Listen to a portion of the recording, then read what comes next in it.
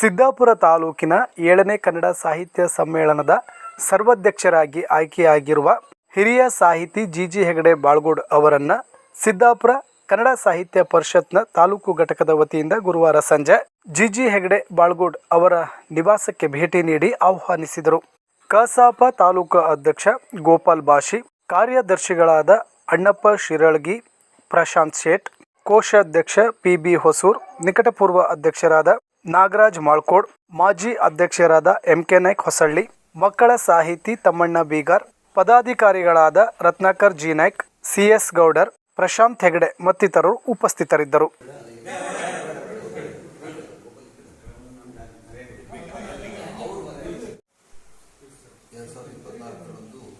ಪಟ್ಟಣದ ಶ್ರೀ ಶೃಂಗೇರಿ ಶಂಕರ ಮಠದಲ್ಲಿ 7ನೇ ತಾಲೂಕು ಸಾಹಿತ್ಯ ಕವರ್ ಆಗಿ ಹಿಂದೋಗಿ